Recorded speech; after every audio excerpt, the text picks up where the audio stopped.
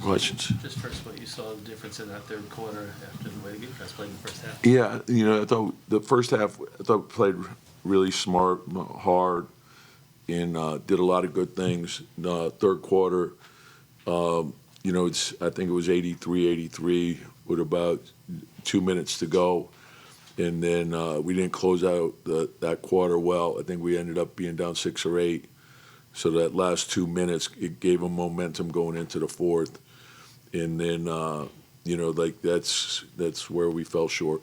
And to win here, we know we got to play 48 good minutes of basketball. Obviously, it was going to be an uphill climb. You guys played last night and are missing people. But did it feel like as the game went on, there was some mistakes from guys? Defensively, it seems like guys kind of lost their guys, and then looked like guys were trying to force shots there in the third. Well, I thought, in the first half, it was we were tied together offensively and defensively.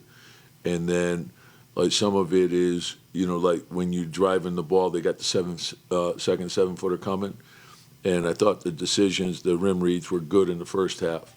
And when we got the spray outs and then the extra pass, the drive pass, there was good rhythm. And then that also allowed us to have good floor balance going back. And so, and sometimes, a foot or two can make a big difference spacing-wise. And the same thing defensively. If you're a step off of, where your help position in the gap where you should be, that's maybe the difference between them getting into the paint. And that was a problem. The fouls and the turnovers for Cat tonight. I mean, how much of an issue did that become? Yeah, and the thing is, they were very aggressive.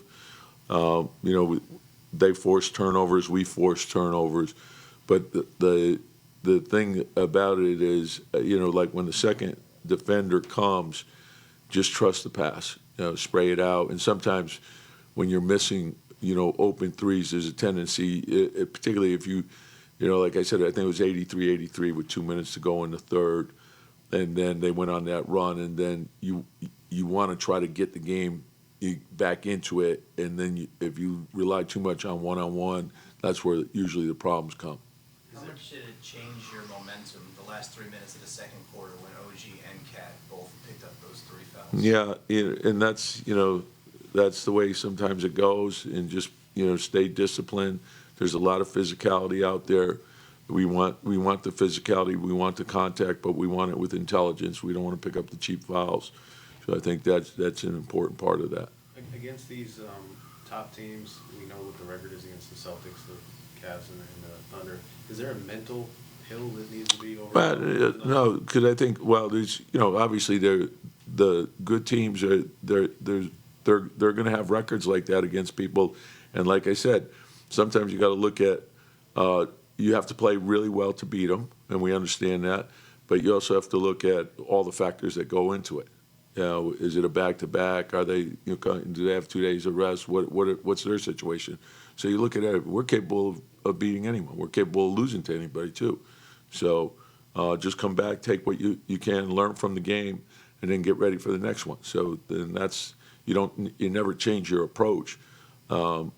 But we've beaten teams that are plus 500 teams too. So we just got to keep putting our best foot forward each day, keep getting better.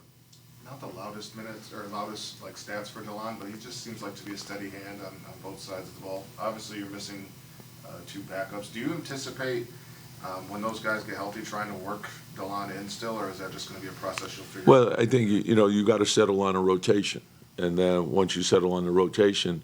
The other guys are situational, and he's shown everyone he's more than capable. So we like the job that he's done, as has Tyler. Sorry. Thanks, brother. Thank you.